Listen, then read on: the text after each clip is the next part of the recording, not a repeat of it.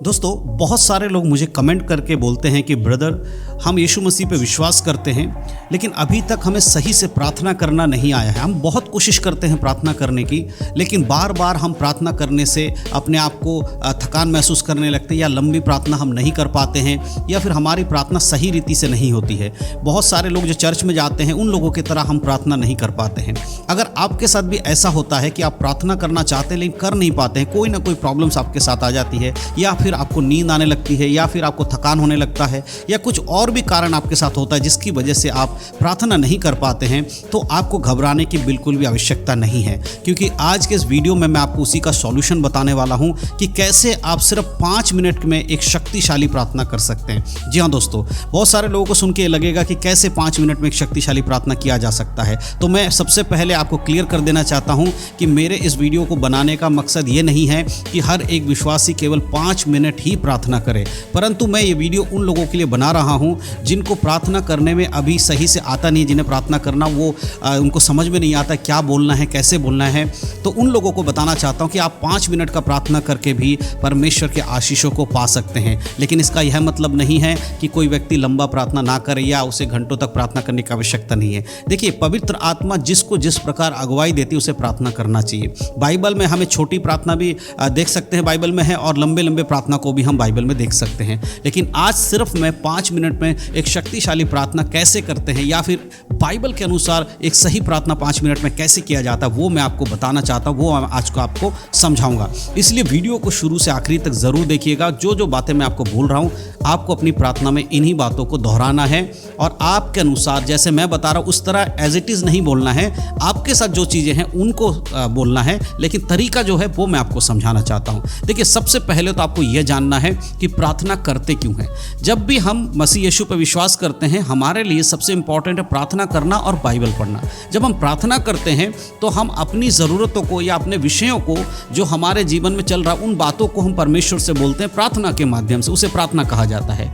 लेकिन जब परमेश्वर से हमें डायरेक्ट सुनना होता है तो हम बाइबल को पढ़ते हैं, क्योंकि बाइबल जो है परमेश्वर का वचन है, और जब हम उसे पढ़ते हैं तो हम परमेश्वर के शब्दों को सुन रहे हैं। इसलिए प्रार्थना और वचन दोनों एक मसीह जीवन का हिस्सा है, इसको आपको समझना होगा। अब बात करते हैं प्रार्थना कैसे करें। सबसे पहले जब आप प्रार्थना करने बैठे, आप कोशिश कीजिए कि आप ऐसी जगह को चुनें जहां पर आपको कोई डिस्टर्बेंस ना हो, कोई आपको परेशान ना करे, कोई आप शोर शराबा से आप दूर रहें। हो सके तो एकांत की जगह चुनें। अगर आप अपने घर में हैं तो किसी कमरे में जाकर अपने दरवाजे को बंद करके आप प्रार्थना में जाइए। अगर आप किसी बाहर हैं तो ऐसी जगह पे बैठिए जहाँ पर कोई पार्क है, या कोई ऐसी जगह जहाँ कोई आपको डिस्टर्बेंस ना हो, कोई भी आपको डिस्टर्ब ना करे, ऐसी जगह को चुनिए। सबसे पहला काम शांत वातावरण को चुनना है प्रार्थना करते समय, ठीक है। और ये प्रार्थना अकेले की प्रार्थना की बात कर रहा हूँ। सामूहिक प्रार्थना या ग्रुप में बैठकर प्रार्थना करना, या चर्च के अंदर प्रार्थना करना, वो अलग है। यहाँ मैं सिर्फ आपके मतलब खुद का जो प्रार्थना है ना, व्यक्तित्व प्रार्थना जो होता है ना खुद का, वो बता रहा हूँ। तो आप पहले एकांत की जगह चुने, वहाँ जाइए।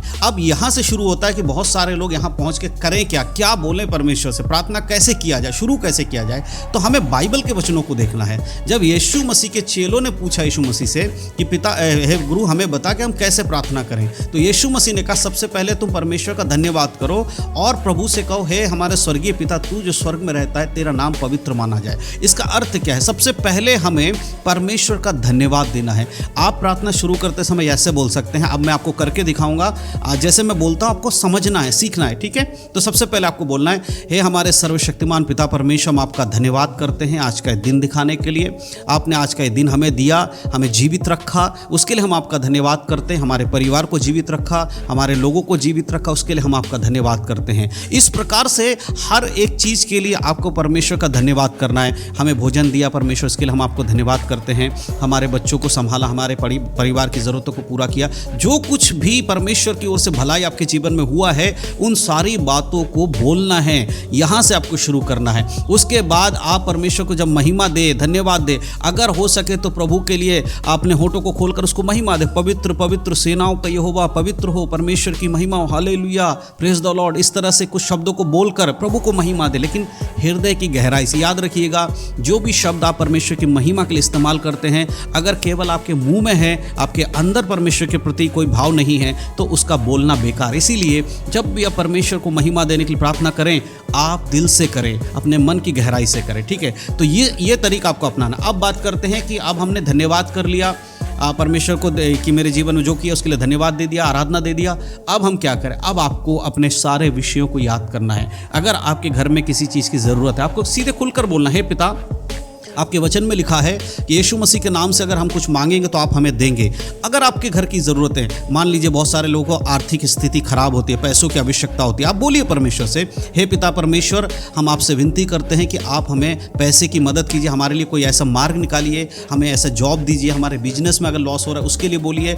इस तरह से परमेश्वर से मांगना है, जैसे आप किसी दूसरे से मदद मांगते हैं, बिल्कुल इसी तरह से आपको परमेश्वर से मदद मांगना है, खुलकर बोलना है। देखिए, शर्माने की कोई बात नहीं है, आप प्रभु से मांग सकते हैं। अकेले में बैठकर प्रार्थना करने का मतलब यही है कि दूसरा कोई नहीं सुन रहा है, आपके और परमेश्वर के बीच ये वार्तालाप हो रहा है। तो जब आप ऐसे बोलेंगे, पिता मेरे घर में इसकी ज़रूरत है, कुछ भी विषय हो सकता है, आपके पैसे से हो सकता है, आप कर्जे में डूबे होगे, हो सकता है आपके ऊपर बहुत कर्जा होगा, आपको क्या करना है? पिता परमेश्वर, हम यीशु मसीह के नाम से आपके चरणों में आए हैं, हम आपसे विनती करते हैं कि हमारे जो कर्जे हैं उससे हमें मुक्त कीजिए, हमारे लिए कोई ऐसा मार्ग खोलिए परमेश्वर, ताकि हम अपने कर्जे को भर सके। देखिए, प्रभु से जब हम प्रार्थना करते हैं, एक चीज़ को हमें समझना होगा कि परमेश्वर कोई जादूगर नहीं है कि वो चुटकी बजाते चीज़ों को करने वाला है, छड़ी घुमाया और हो गया।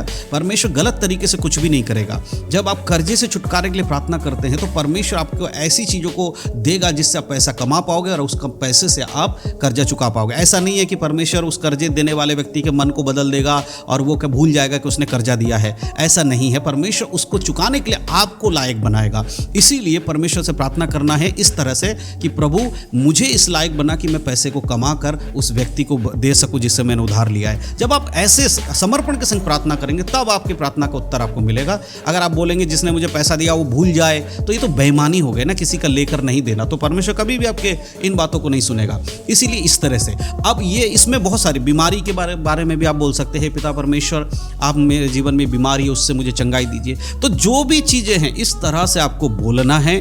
तो ये शॉर्ट में प्रार्थना 5 मिनट में आप कर सकते हैं, लेकिन याद रहे सब प्रार्थना को करने के बाद आपको एक बात का ध्यान रखना जो कभी भी आपको नहीं भूलनी है, वो ध्यान से सुन लीजिए। वो है आपको प्रार्थना करके ये ज़रूर बोलना है, हे पिता परमेश्वर, जो कुछ भी प्रार्थना मैंने आपसे मांगा है, जो कुछ भी मैंने आपसे कहा, उन सारी बातों को मैं आपके पुत्र यीशु मसीह के नाम से आपसे मांगता हूँ, आमीन। जब आप ये बोलेंगे तभी आपकी प्रार्थना संपन्न होती, क्योंकि वचन में लिखा है जो कुछ भी तुम मांगो यीशु मसीह के नाम से मांगो। अगर आपने यीशु के नाम लेकर नहीं मांगा वो प्रार्थना कबूल नहीं की जाएगी बाइबल के अनुसार। इसलिए ध्यान रखिए, यीशु मसीह के नाम से मांगना है। तो इस तरह से आप 5 मिनट भी अगर दिल से प्रार्थना करेंगे परमेश्वर की ओर से आपको जवाब मिलेगा।